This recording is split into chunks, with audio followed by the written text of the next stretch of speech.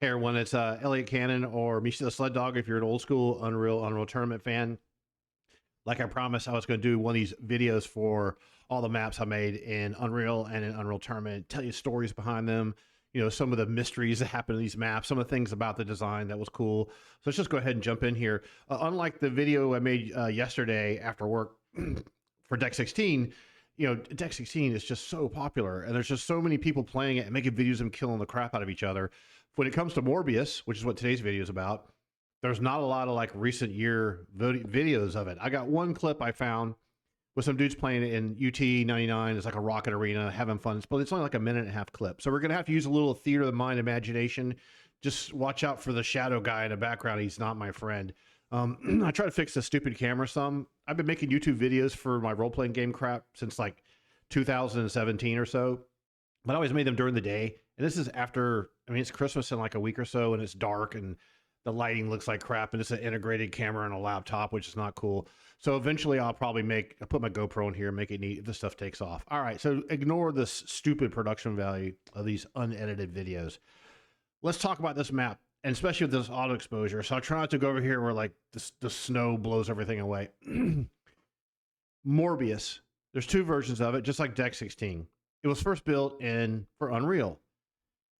This map had different purposes initially.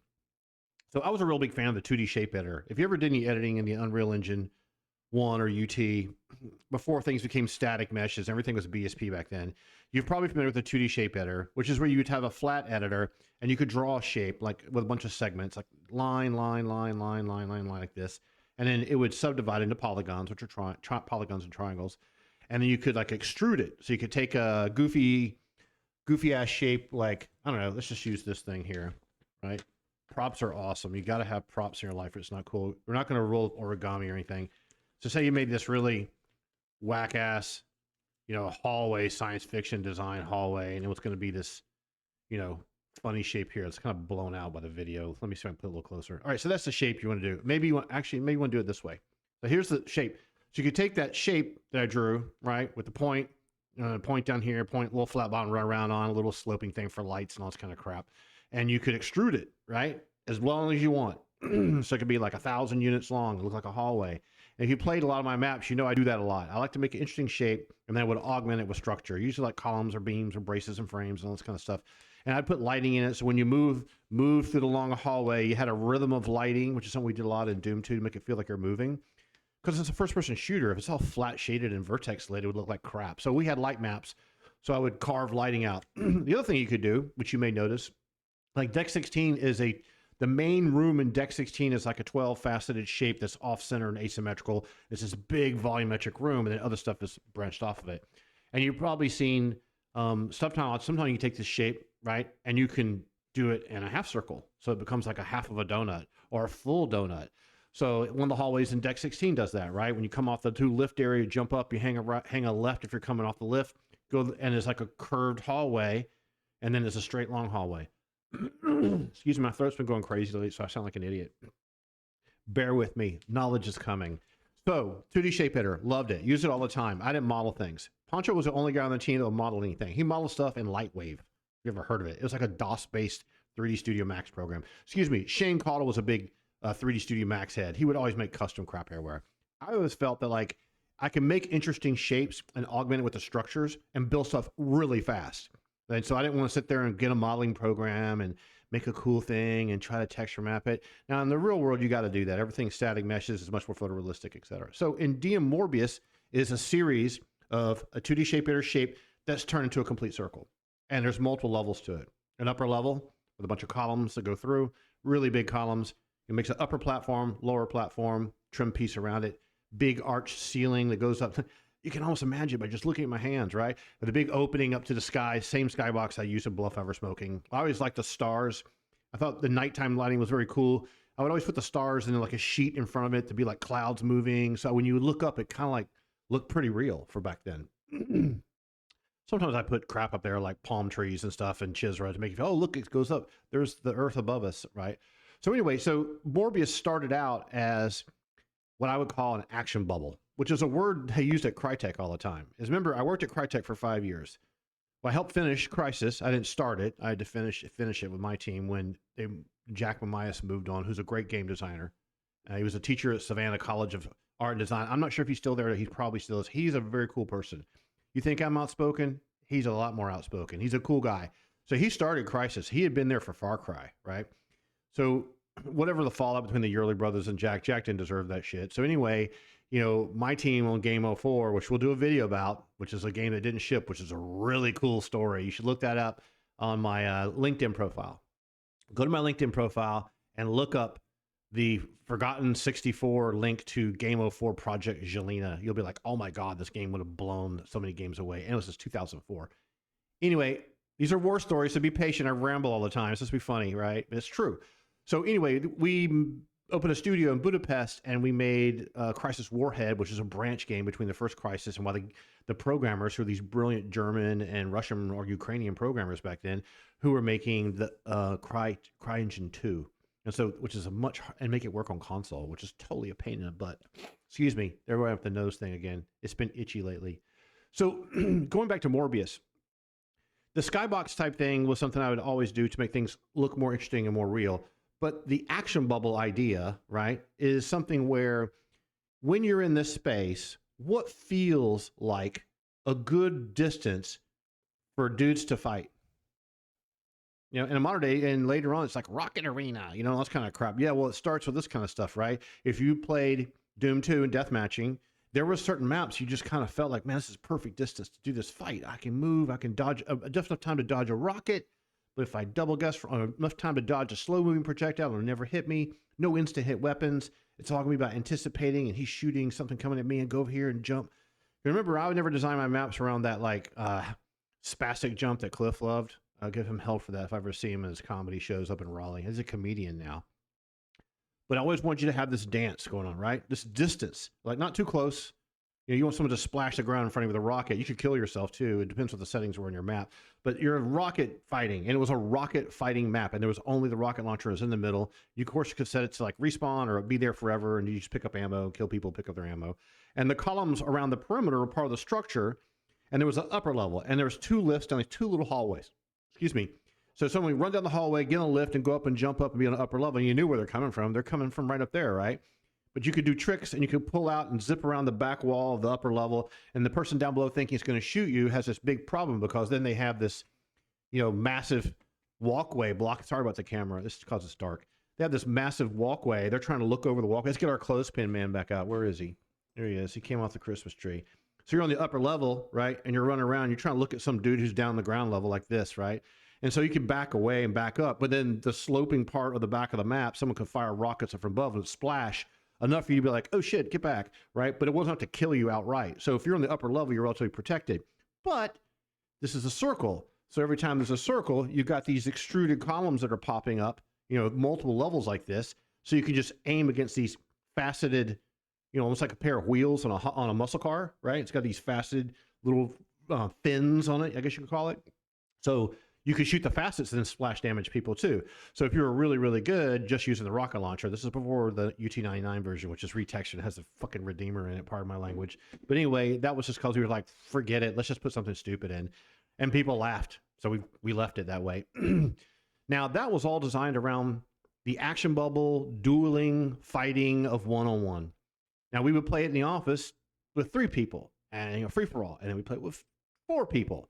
And when it's 4 people in that map, there's carnage and body parts and crap flying everywhere, especially if you set it with a gun, you just run over it and you get it forever, which is a setting that comes from Doom 2 and from Quake.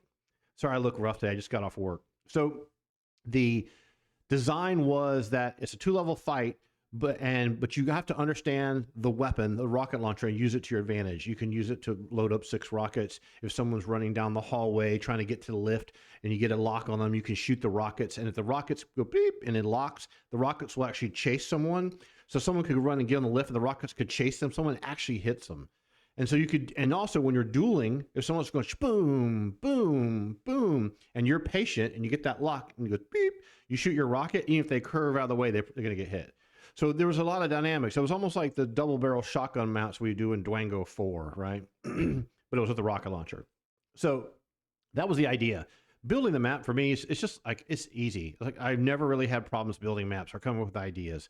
My single player maps on Unreal, they're cool atmospheric. Some of them are too switch heavy. I had too much Doom 2 in my bloodstream back then. I don't want to tell you where to go all the time. Pardon the camera, it's doing auto exposure and the room's too dark to not have that on. So that was the idea behind the map. So there's some history behind it as well. So you've never heard this part ever. You know who Steve Polg is? Like he's an AI programmer, been at Epic since I got him the job. Steve Polg works at Epic Games because of me, right? I want a 10% cut of his royalties. So here's how it worked. We're up in Waterloo, Canada, which is James Schmaltz's digital extreme studio. I'm still engaged in the Quake community while I'm working on Unreal because I just love these games, right? And before we all went up to Waterloo, I did a bunch of competitions on my Forward Artillery website for Quake competitions against bots. And there was 2 bots. Steve Polg made the Reaper bot, and someone else made one called the Omicron bot. In my personal opinion, the Omicron bot was far superior for its pathfinding and how it moved. It wouldn't bug out sometimes and wiggle in place like this. It was really good, even keeled, felt like a human playing. It was also pretty easy to beat. The Reaper bot was sometimes a little jerky, but it was accurate and exciting, and it felt like you're fighting someone who's really good. So that was its biggest strength. So we're working on Unreal, and I told, and this is we're up in Waterloo, I said, we need we need to figure out how to do the pathfinding, the AI, because Tim was, he's a rendering guy. Like he's doing color lighting and software, right? We're working with Voodoo video cards and SLI and all this kind of stuff. And, Quake is doing OpenGL. And John Carmack's the other brilliant programmer that's out there. He's doing his thing. And then they released Quake 2 in Christmas of '97, and we're playing it all the time, which is a little kind of blurry looking, but it's still an awesome game. Although I hate what they did to the guns in it. So we needed someone to kind of do AI, and there was no other programmers except for James, right? And then Tim, and we brought Eric Deneuve in. I probably mispronounced his last name. He created the Fire Engine. He was a brilliant young guy too. Snowman maker. And so I suggested to Tim, I said, well, why don't you contact one of these 2 guys? The guy that made the Omicron bot and this other guy made the Reaper bot. And I actually ran competitions on my own for players to defeat the Reaper bot in different maps in Quake 1. So he reached out to him, and Steve at the time, I believe, was working at IBM as probably an engineer or programmer, developer. I don't know what he was working on before. And he lived in Cary, right? And with his wife. And I don't think any kids back then. I don't even know if he does kids. Haven't talked to Steve Polg in 26 years. We're not like friends or anything. I mean, he's a good guy, though. I've always respected him. He has smart ideas. He was fun to work with. He sometimes had goofy ideas, like Capture the Cow and stuff like that. But I mean, the guy was a great resource, and I think you could tell that I really cared about the AI, and I put a lot of time and energy into it, and we would do interesting things with the AI together, and we'll talk about that some in Unreal. So Tim reached out to him. I think he flew up to Waterloo, gave him a job, and he quit his job and came up to Waterloo, and I think he flew back every now and then, and there you go. There's the pathfinding system for the Scar Warrior with the little apple icons began being tested in DM-Morbias. And the reason for that was we need to teach AI how to use lifts, right? Without it being some kind of scripted Devil May Cry cutscene crap. It needed to be a real AI, real-time pathfinding. And the way the pathfinding system works in Unreal and in Unreal Tournament, which he improved it tremendously. When you have a node network or little apples everywhere, there's little lines that connect them all. And if I'm an enemy and I'm on this network, I can see everything that all the nodes can see. So the nodes need to be somewhere where they could see the player, so they could then determine, how do I get there, and what do I do as the player is moving, and what do I do when I can't see him anymore? So we would use the DM-Morbias with its long upper balcony, the big extruded shape going like this, to figure out how close do we need to put the path nodes raised off the ground and on the edge of the map, so it could see down to see a player acting like a human being trying to shoot up, and then when to jump, and how to make it look like they're jumping when they're actually just being propelled, if I remember correctly. He's putting a little he's putting like an XYZ vector on them, a 2-dimensional vector to push the enemy in the air and have them go like this in the air and fall on the ground, and she'll try to attack you and shit. And no one had done this before. Later on, when Quake Arena came out, but Carmack and those guys created like a volume-oriented pathfinding system. That's like in 99 and 2000. So for us, we had path nodes. So Morbius was used to prototype path nodes and node network stuff for looking over ledges, for running and using lifts. Like I could be in the upper level running around, and a guy down below knows the best way to get to me is to run to this lift, which is the closest. But if I jump down, he would turn around and fight. He wouldn't like commit to going to the lift forever. Wow, this camera sucks tonight. I guess because if I cover up the light over here or something, whatever. And plus, I'm wearing this blowout shirt, so sorry about that, guys. I'll try to sort it at some point. I need a proper. This is just a laptop camera. Anyway, so that's how Steve got his job. Later on, we finished the game, Unreal, and it ships on right at E3 in 1998. It's a huge success, has millions of copies. People start licensing the engine. I helped Warren Spector's team in Austin, Texas with Deus Ex and teach their team how to do stuff. I'm like the Unreal Evangelist kind of dude. I got paid like $5,000 to go to, to LucasArts, where they're working on Clive Barker Undying. Those guys are all great Tribes players, to help them figure out how to build the maps, how to do UTXs, how to do collision, how to do pathfinding, how to do the light maps. So they never used the engine before. And the engine back then, and I think like Tom Mustaine, those guys were using the Unreal Engine to. No, they weren't. They thought about it. I went to Ritual Entertainment one time to chat with them. There's a dying director now who actually works at Epic, who was at Ritual as a little kid with a hat on backwards, played Doom all the time, Matthias. And so those guys, all these old school guys like Level Lord, all them, they're all awesome people. They're all, unless they've turned into not awesome people, but they were back then. They were awesome people. Now, all these war stories and crap related to all this stuff is interesting because we used that to test all the pathfinding. And then we did Unreal Tournament 99. There was this big decision point in 98, maybe around August, September, October, of, okay, we need to make a real company, because we were all contractors. And I got royalties. I got a fixed fee every month. I owned all my maps. They ended up having to buy them from me in like 2003. And I got royalties. Cliff got royalties. Tim got royalties. And so we decided that we need to make a real office and become a real business and stop doing this kind of stuff. I think they realized they were giving too much royalties to people. Getting fat checks in the mail every quarter is awesome. So keep buying copies of the game, but not anymore. Anyway, so we had this conversation, and everyone had gone back home. We finished Unreal. I went back to Tallahassee, Florida, where I lived. And Shane went to his house, and Cliff was in California. I think he was dating Darcy or someone back in those days. Who knows? Old girlfriend for him. He's married now, and so to someone else. The whole idea was, let's do an office, and we had this conversation about where should it be. So Shane and I were like, hell yeah, man! Let's get an office in a tax shelter in a Caribbean island, never pay taxes again, or Switzerland. Like, let's make an office somewhere cool like that, where there's other countries nearby and castles and historical landmarks, and trains can take us everywhere. We can go to the Mediterranean, and we're to be over in Europe, or we'll be in a beautiful island, or maybe we'll go to Fiji.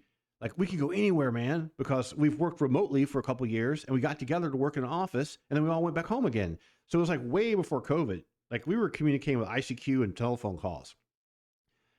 And the decision was made to make Epic in Cary. If I'm not mistaken, I know I'm not mistaken, because Steve Pogue's wife was a school teacher and she had a good job in Cary. And me, man, we fucking hated that shit. Like, no, oh no, we don't want to go there. It's boring. It's a research triangle. And from Steve's perspective, because he grew up there and lived there, we all got together. And he's like, look, this is great, guys. You have the university over here. This is over here. I said, that's pretty cool. I got to see King's X at a small bar once, one of my favorite rock bands. But we hated it because North Carolina has like 6% taxes on your income, and there's nothing to do there unless you go way out to the western part of North Carolina where there's mountains, or go way off to the east where there's a coastline, but it's a lot of barrier islands and stuff. So it's not Austria. It's not Switzerland. It's not Grenoble, France. It's nowhere cool. It's not Norwegian. It's not Ireland. We're like, okay, whatever. So we all ended up packing up all our crap and moving up to Cary. So we're working on UT99 using folding church tables, right? And we're working on the game, making maps. And I was like, we decided that these maps were good. These were popular maps. I'm going to reissue them with some texture updates and maybe a couple of changes, like the Redeemer, stuff like that. So, Deck 16 and DM-Morbias have that similar history. So as Steve was improving the AI, we used Morbias for a test. Like, he wanted to make a capture the cow game with this gnarly cow with two legs running around. You got to capture it, and it was dumb. But we got capture flag going, right? I made a lot of capture flag maps like CTF November. I made the Grinder DM map, Leadworks domination maps. He made all these game types. Assault, which I wasn't a big fan of Assault. It was okay.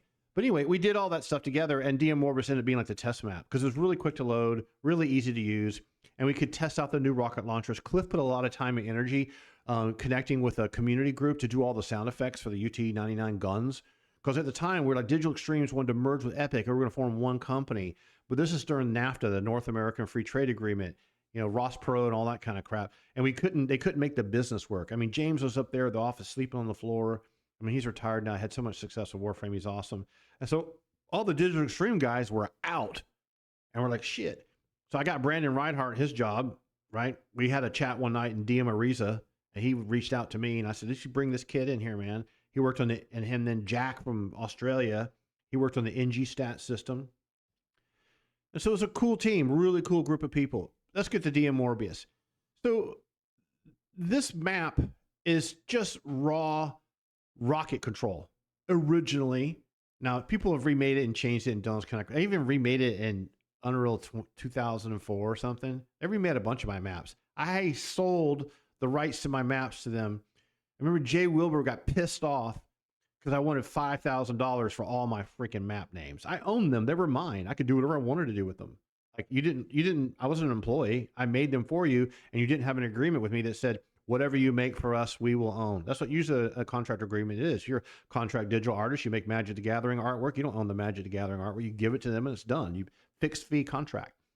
So they didn't have very good contracting stuff, and Jay Wilbur was pissed off and hated me because. Well, he's like, well, name your price, maybe like $1,000. No, how about $5,000?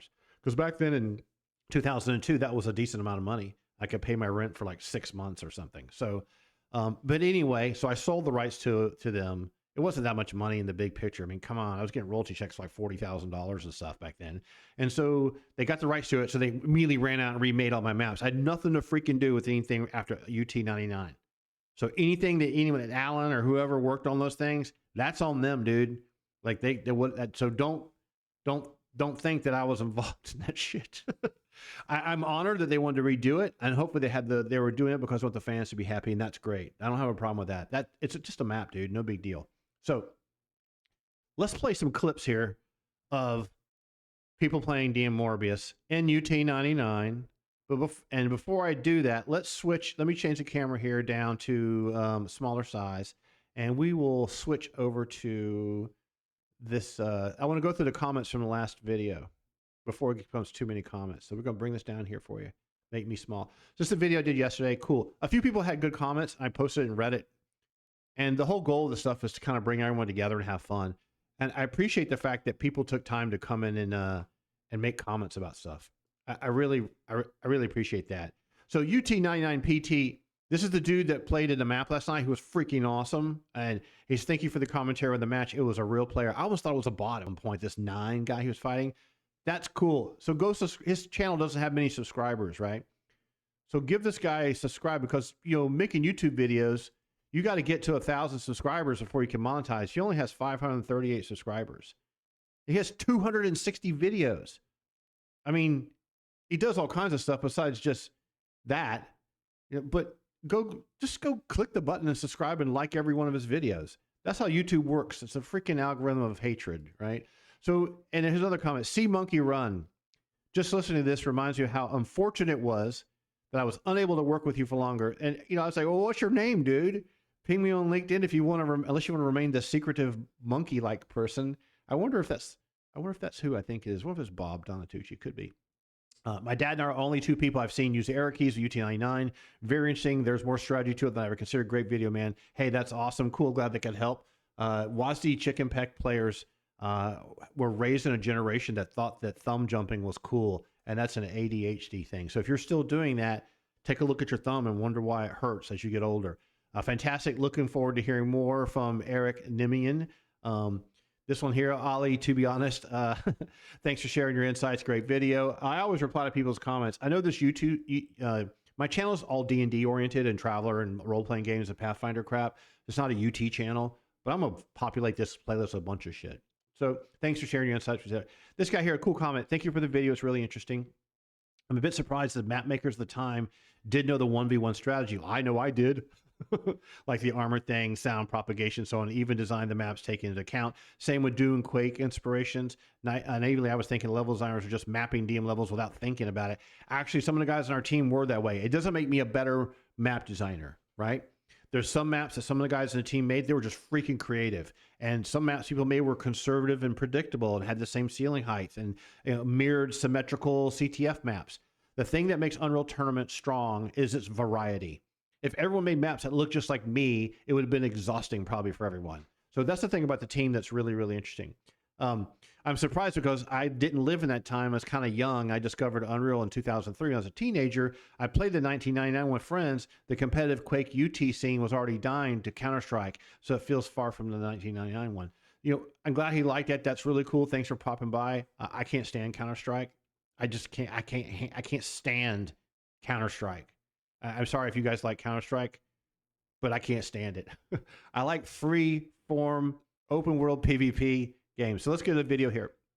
This one's on a guy's channel called 21. He has 88 subscribers. So click this button here, subscribe, and like his video. I'm the first person to like his video. So he made a little video. It's 1 minute and 59 seconds long.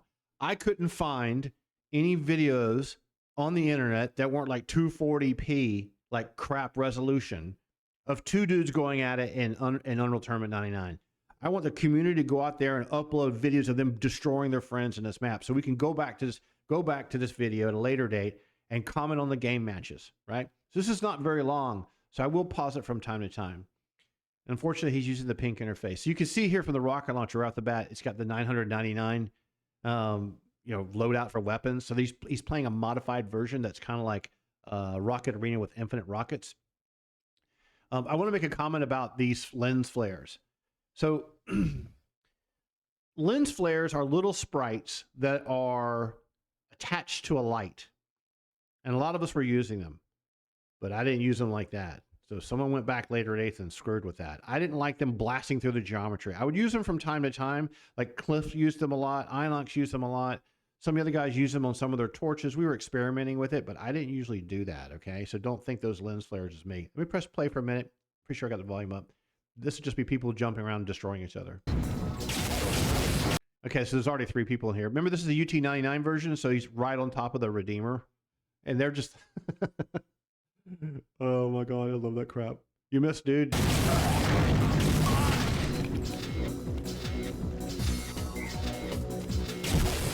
So, you know, loading up the 6 rockets, and while they're loading up, he's looking and looking and looking for someone to shoot, like, tighten that up with the right mouse button and send it to a tight pattern way down that hallway. The fanning thing is cool. You might hit and splash really well. If you shoot, that's good for shooting to the upper level. But if you're going to shoot down a long hallway, you're better off with a cone, where you load it up, and hold the right mouse button down, and just send this death ICBM of rockets down the hallway. It's totally awesome. And aim for the stairs, right? That way it'll blow up here, and you'll have this explosion radius going all the way around this area here and blow anyone up. I got to sneeze. Hang on. Winter's trying to get me. All right, let's watch some more of this stuff. It's cool. So he's preloading. A lot of people do that. That's some of the fun thing with the rocket. So you hear someone else blasting rockets down the hallway at him because he was looking the wrong way. Didn't jump, got hung up. If you jump on this lift, because it's not a fast lift, the faster the lift moves, the more it sends the momentum to you. So if you're building your own map, we'll do something funny, like build a map with a big lift and put a little frame on it and stuff, and make the frame stop, and have the lift go really, really fast, a great distance from position 1, the moving brush, to position 2, etc. And then get on it and just jump, and you can actually make gameplay that's oriented around that kind of stuff. It's hilarious.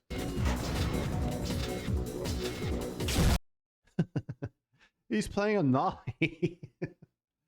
Oh man, I loved all these. I loved all the decals we should do. It's hilarious. They're staying there way too long. At least they clipped over the edges properly. They got killed.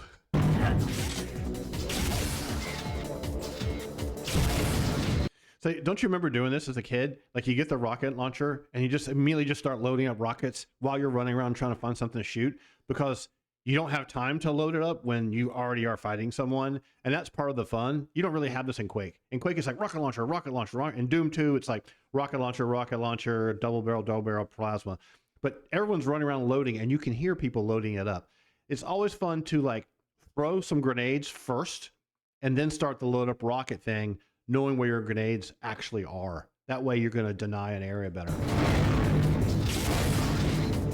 What was that? Hang on a second. Hang on a second. There's no rocket jumping in Unreal Tournament. This must be a mod that allows you to rocket jump or something. But I didn't see an explosion on the ground. Did you see that? This dude's cheating. He rocket jumped way up here in the air. And he's not shooting a rocket. 998. I'm going to slow this down. It's going to sound goofy for a second. So I'm a picky guy. I pay attention to details. Let's play playback speed here on a quarter. You ready? I'll mute it. He shot the rocket. Okay, the explosion's behind him. So he rocket jumped and took no damage at all. But then you have nothing you can shoot. One of the weapons we had in the game was this like hydraulic scuba tank crap. Remember that? Let's go back to normal speed. Let's put this back at normal. And we'll turn the sounds back up. But not as loud. That was good. He hit his head on the ceiling. He got killed though. Let's talk about this area here. Because I don't want to just, oh shit, I haven't been drinking this Guinness. My wife was from Ireland. She turned me on to this stuff. All right, so the columns, let's talk about architecture and quit talking about these kids playing because the video's almost over. So with the upper balcony here, this area up here you see is a 2D shape editor shape. And these are solids that I placed after the fact to make sure they won't be coplanar. So they're bolted on like this, right? So you got this extruded shape for this upper level and the lower level. The columns are adds. They're added on purpose to stick out. See how they're sticking out right here? That's so you can have a sense of definition.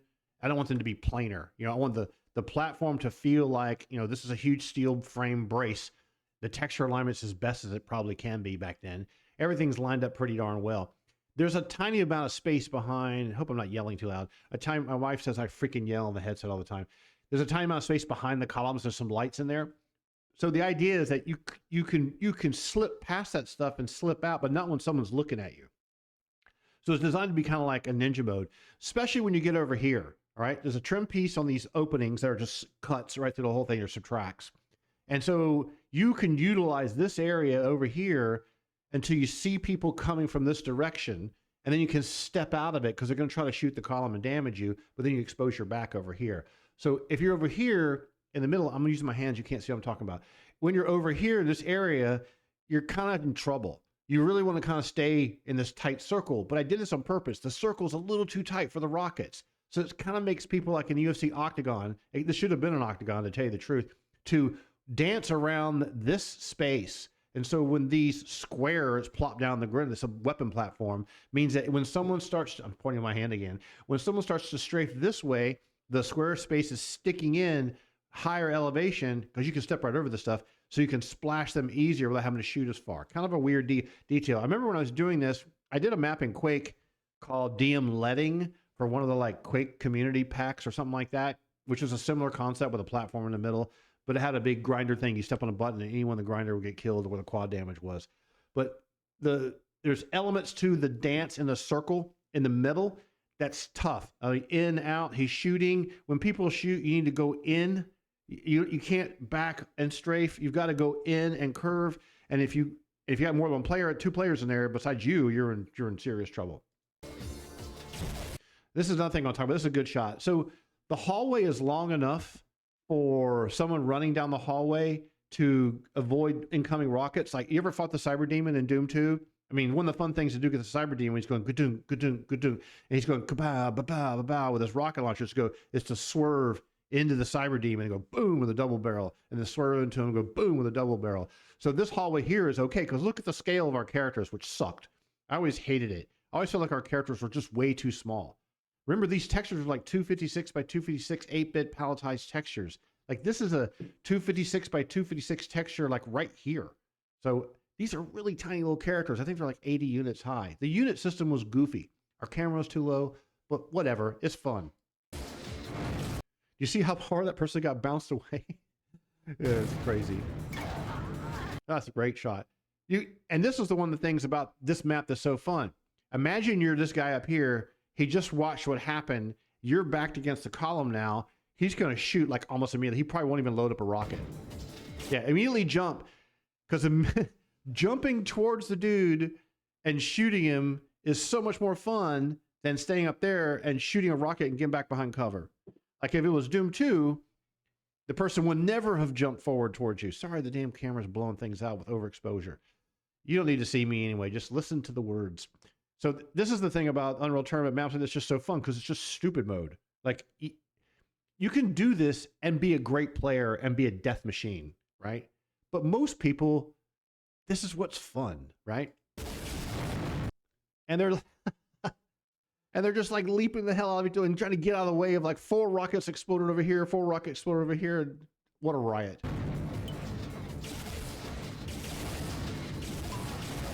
Trying to keep track of the person too is really important.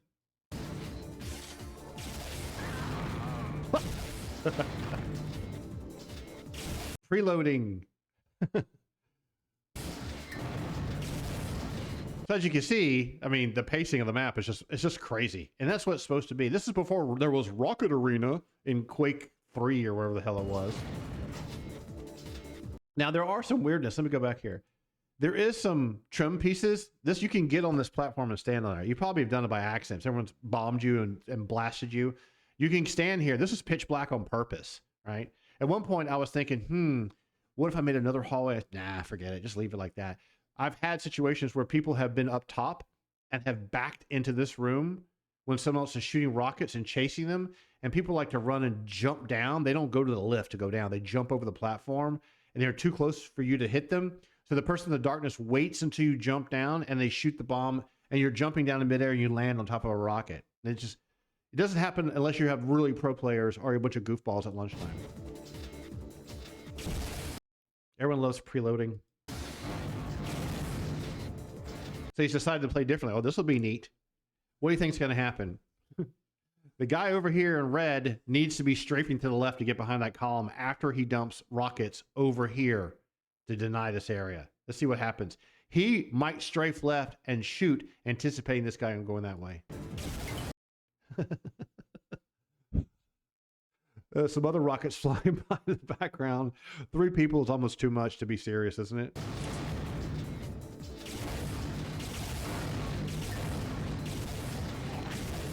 I always felt that our rocket speeds was just fast enough to be exciting, because you can see right here, you know, the rocket, you're running really fast and the rocket is in the air, kind of barely overtaking you like a speedboat, right? Look at the rocket. It's just like, sure. See this? He shot the rocket and he's running and the rocket's just going to outpace him as he runs. It just felt right. It felt like you were slinging shit at people. You know, it never felt like an instant hit weapon like the railgun. It didn't feel slow like the rocket launcher in Quake. It felt like the rockets were just fast enough to have a real powerful buildup and go smash.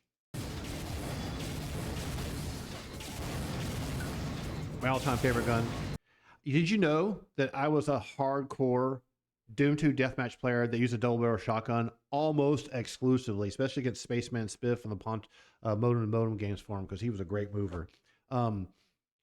I wanted a double barrel shotgun so bad in the game, and James wouldn't do it. He even had an old quad barrel shotgun model from the original Unreal. And so I said, okay, if we're not going to do that, let's make this, you know, 8-ball rocket launcher totally awesome.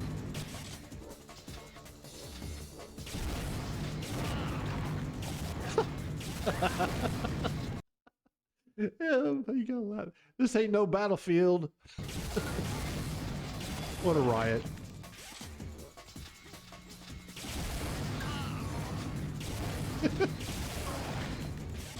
Things are degrading quickly. Just go in there and rocket jump and just shoot shit and die. I mean, I'm like a 60-year-old guy now and I'm laughing like a 10-year-old. This stuff is so hilarious. Great video, dude. Go subscribe to this guy's channel. I love it.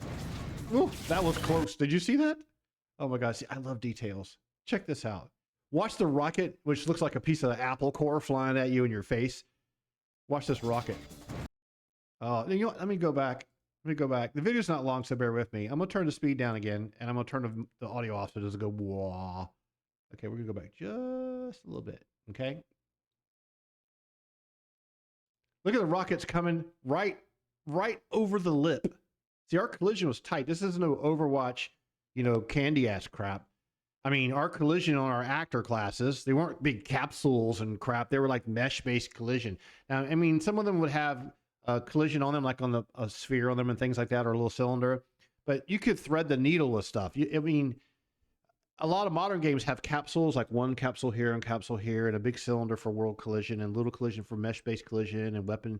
And the collision's improved. It's amazing now. But there's a time frame where a lot of games, like World of Warcraft and MMO-style games, the collision's really big and the character mesh, like the gnome warrior is running around inside, and you can just blast on top of his head. But watch this rocket. Ooh! Look, I mean, he just barely got out of the way that I'm pointing again. You can't see what the hell I'm pointing at. I think that's just freaking awesome. I just absolutely love it.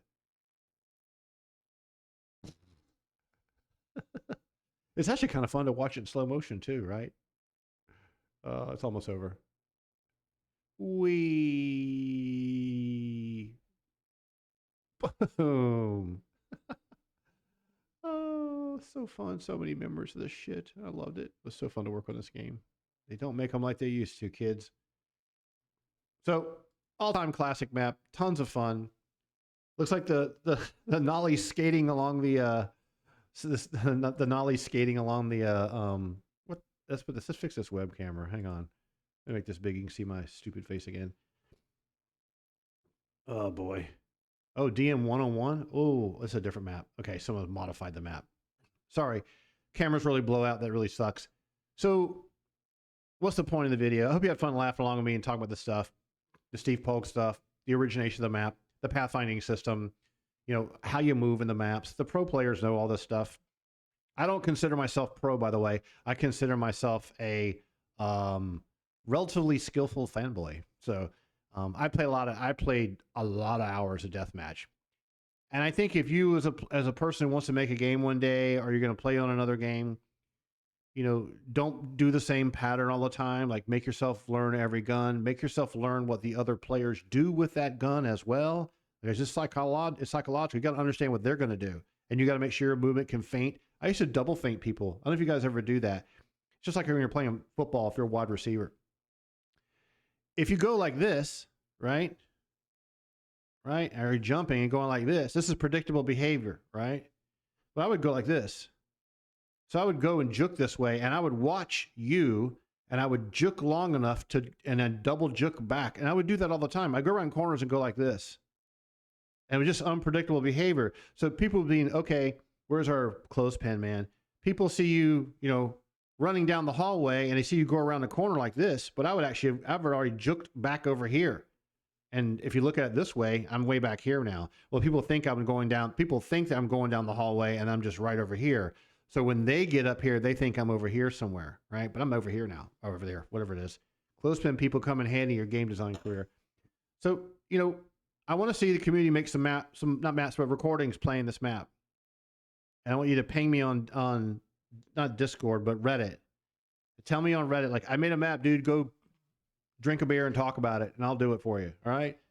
And let's have fun with this stuff. All right, so I'll probably do one of the other deathmatch maps next. I don't want to do the single player stuff because it's so long, but I will eventually do the single player maps. If you want to see a particular map, because these are too popular, like you want to see CTF November, that's got a lot of information behind it. I even built a map similar to that in Doom 2. Why don't we do CTF November? Leave a comment. Be sure to like and subscribe. Tell your friends about it. I'd like to grow my channel a bit more. I'm thinking about putting a lot more video game stuff in here related to all the games I've worked on. Let me do one other thing here.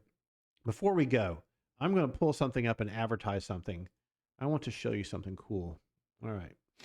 I want you to go check this shit out because you'll be like, oh my God, that was a cool game. All right, let's pull this down here, and let's turn this back on. This is LinkedIn, right? It's my LinkedIn profile. It's really long because I'm like old, but I'm still cool. You go down to the experience tab, right? And LinkedIn, it's like the lamest social media platform on the planet. And let's just make this a little smaller because you don't need to see me as much. All right, here we go. So you see all the places I worked on, this kind of crap, right? If you see the simulations work I did for the Air Force, which is really awesome, use photogrammetry. Let me put a lock on this so it quits having the red lines. And then if you go down to my Crytek epoch, like 2004 to 2009, about 5 years over there in Germany, There you go. Right here. Studio creative director, Crisis Warhead, Project Jelena, Game of 4, Redemption. Redemption, Project Jelena, Crytek, canceled, right? This game, a single player game in the CryEngine, would have made some modern day games look dumb. This was a cool game. We had this project signed with EAP for supporting us. We were using the latest version of the CryEngine. Go check out the screenshots. I had an awesome team. Eric Kokadu was my art director. I had a great Russian concept artist, didn't speak a lick of English. Timur, he was amazing. Our models and character design. I mean, our lead character was kind of after the Queens of the Stone Age. This game didn't ship, but we were building it, and we were like 50% done with all the maps and everything. And myself, Greg Sargent, Tony, all the guys that worked on it, Joey, and some of these guys own their own companies now. This Redemption project was extremely cool. They used the little girl, Jelena, as some of their tech videos for a couple years afterwards. Now, why did it get canceled? This is in the time frame of the 2008 financial Wall Street crisis. Did you see that movie Margin Call about? Explain it to me like I'm a 5-year-old. You know that movie that's got like the kid from Star Trek in it and stuff, and Kevin Spacey and other big stars. That financial crisis crushed Europe really bad, and we had to move everyone back to Frankfurt. And the Budapest studio was going to work on Rise, but they were struggling and weren't doing well. But we started this game in Coburg, and then we moved to Frankfurt, and we're continuing doing it there. I have a development director who's now like head of production of Diablo 4. No comment about that. I don't want to say nasty things about people.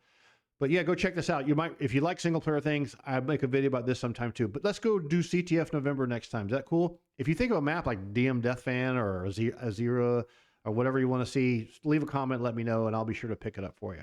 All right, guys, I'm going to leave it at that. Hope you have fun. We'll do this again next time. I still got to finish the rest of that Guinness. And have a great night, and we'll see you again real soon. Let's just bring this up. All right, cool. Thanks so much for hanging out with me today. If you ever want to do this stuff live, we can always do that too. And see you later. Take care, dude.